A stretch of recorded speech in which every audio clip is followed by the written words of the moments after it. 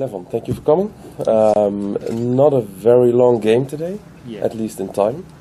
Can you please explain us the ins and outs? Sure. It was the opening that I didn't actually expect, but I've played the English opening for quite a long time, and knight d4 is one of the moves that are possible. Earlier, people used to play bishop b4, queen b3, bishop c5.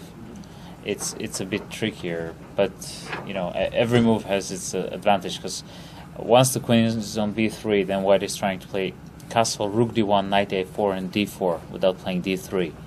So, and if black plays like this, then the idea is to play rook c1 and stop d5, and then play with d4. So I didn't really come up with something new or anything in particularly special. Have you ever had this line before? I don't recall it, but I think I told one of my friends to play this with black, and it's equal, and he lost a quick game. So that's black, yeah? Yes. That's one of my memories about this line. H6 is perhaps not very precise, because maybe I've played like this with Gelfand. I don't really remember if he played bishop b4 or not.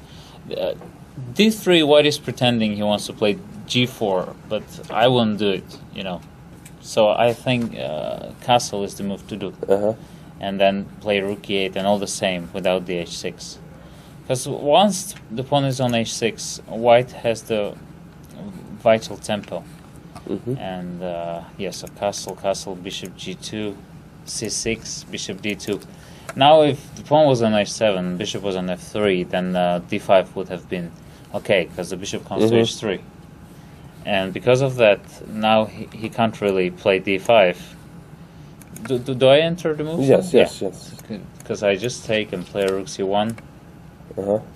So now the d5 is hanging. So and if he plays bishop b6, I can play knight a4. It's an edge for white, because I have ideas b4, knight c5 after bishop b6. It's pleasant. Can't develop easily anymore. Yeah, I mean he has the center, but it doesn't. That doesn't make much sense for him right now, because my pieces are very active. So that's why he played rook e8, rook c1, and I think bishop f8 is a bit premature.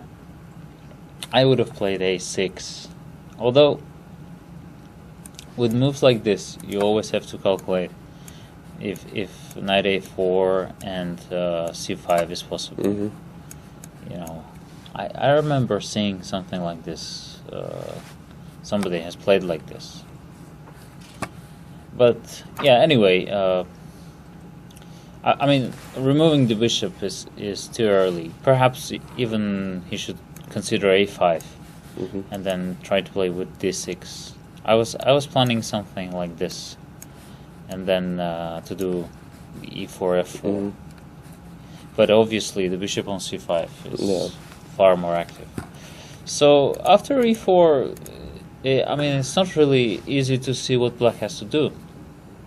Because if he plays with g6, then the f4, queen f3, this whole line is kind of in danger. And if he doesn't, I'm slowly playing f4, f5. And, So you think black is already in serious trouble here? Yeah. Strangely enough, it's very unpleasant for black to play here.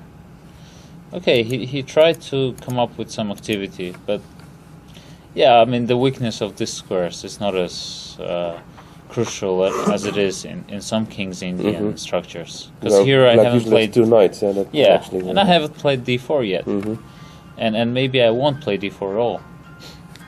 And rook b8, that's a strange move. Because I thought anyway, if he goes b5, then I'll just take.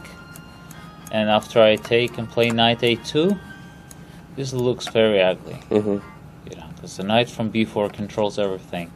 And then I can choose if I just want to attack the b5 pawn, or play d4, or play f4. So, but, I mean, what I think is this was better because this at least makes sense. Because what Hao did is extremely passive, and I mean, to tell it honestly, he's just asking for it. Yeah. Okay. And you got it, yeah? Yeah, because you can't really play like this. That's what I thought. So, yeah, Rook C2 is... I can also play F5, but I thought, well, just let's move the Rook to F2 or G2. So what I was thinking that maybe he should play F6. And really just dig himself in, right? Yeah, but then it's...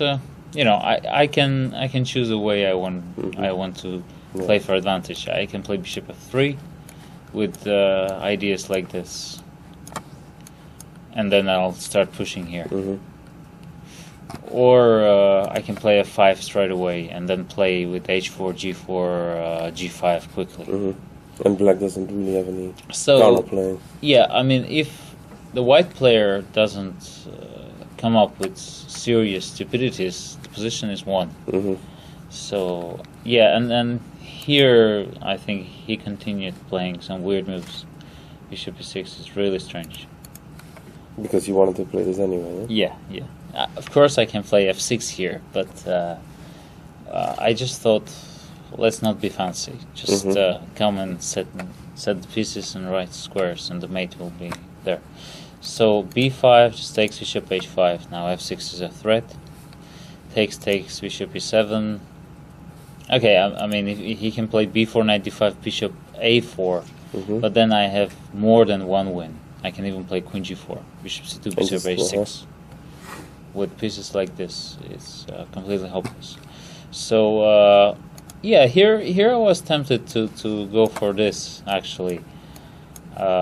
Rook D2, Rook B7, he takes. Rook E6 is the only move, because otherwise takes, and Rook F3, Rook D3, then I enter there. But I thought, okay, this is winning, but taking 2 pawns is safer. And yeah, I mean,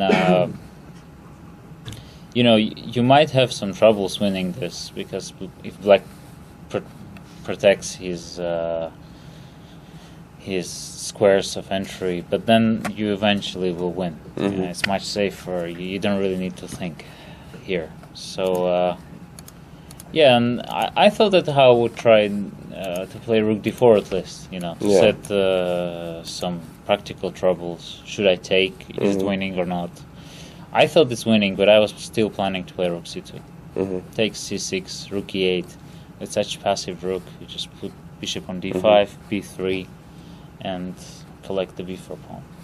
Yeah, and here, you know, he's losing the pawn, and he's not even getting anything. Yeah. Yeah. So, was this your easiest game of the tournament? Yeah, I think so.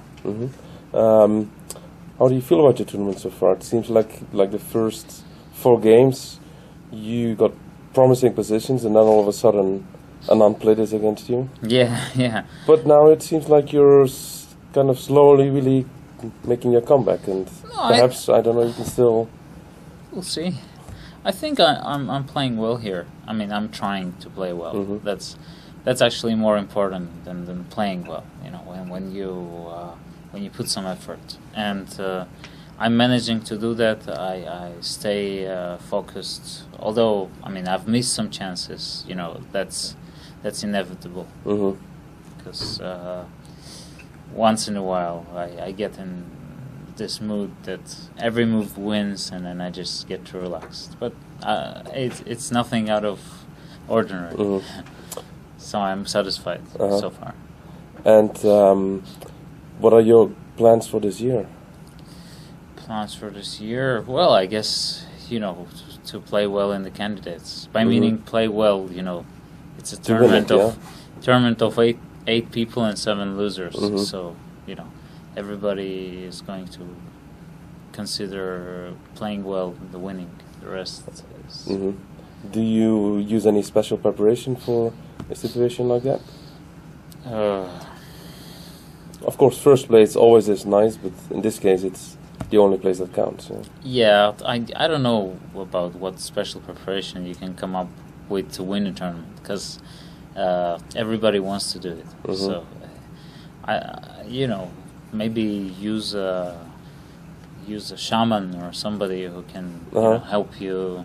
And that's your plan, yeah? Or has it worked in the past, perhaps? No, not really. But you just have to give your best, as in every tournament where the situation is like that. Okay. Any questions? No. Thank you. Thanks.